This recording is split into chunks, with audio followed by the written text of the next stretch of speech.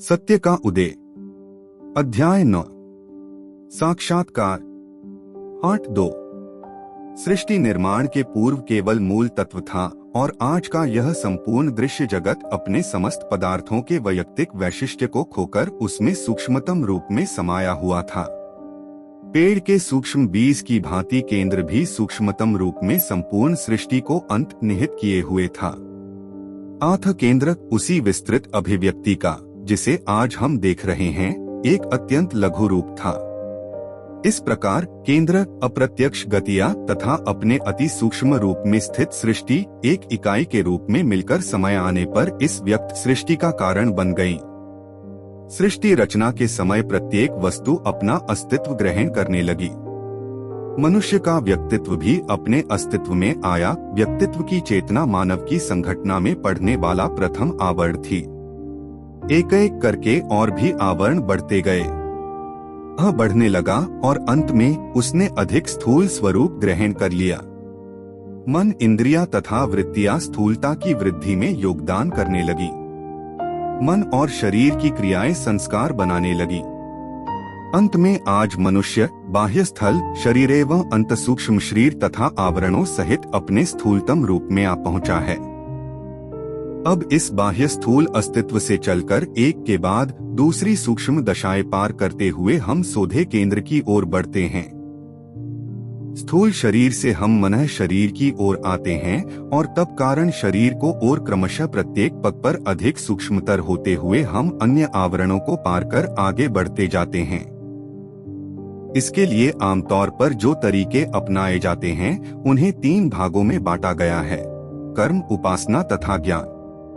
ये विभिन्न धर्मों तथा मतों के लिए सामान्य आधार प्रस्तुत करते हैं।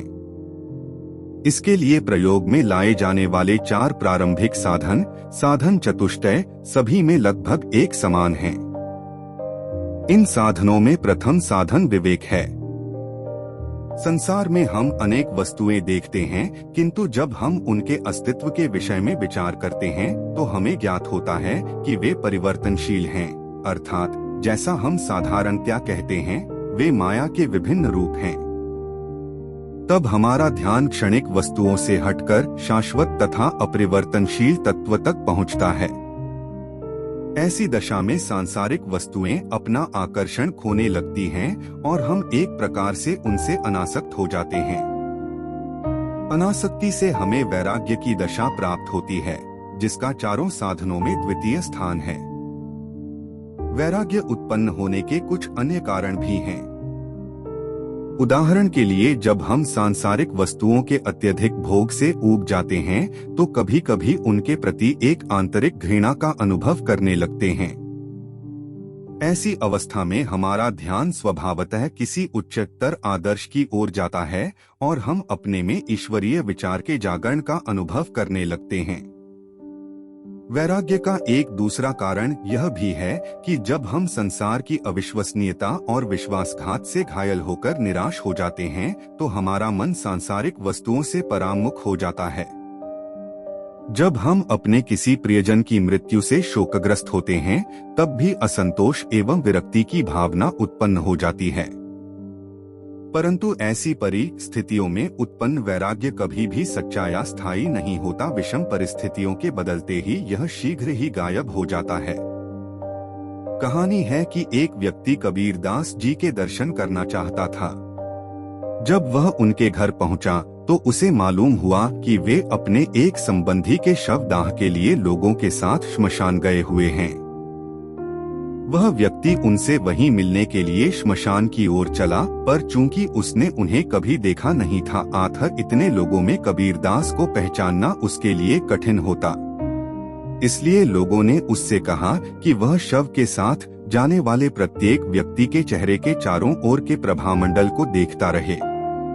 प्रत्येक व्यक्ति के चेहरे का प्रभामंडल ज्यों-ज्यों वह श्मशान भूमि की ओर अग्रसर होगा, चमकता हुआ दिखाई पड़ेगा, पर जब वह लौटेगा शनैः शनैः मंद होता जाएगा और अंत में गायब हो जाएगा। केवल कबीर के चेहरे का प्रभामंडल ज्यों का त्यों चमकता रहेगा। तात्पर्य यह कि आकस्मिक कारणों से उत्पन्न वैराग्य साधारणतया अस्थायी होता है तथा परिस्थितियों के परिवर्तित होने पर बदल जाता है। कारण यह है कि आकस्मिक आघात यद्यपि अस्थायी रूप से वैराग्य उत्पन्न कर देता है, परंतु फिर भी इच्छाओं एवं भोगों का बीज हृदय की गहराई में जमा पड़ा रहता है और अनुकूल वातावरण पाकर वह शीघ्र हो प्रस्फुटित हो सकता है। गहरी सफाई और उचित संभाव की स्थापना के पश्चात ही वैराग्य की यथार्थ भावना अपने स्थायी प्रभावों सहित विकसित हो सकती है।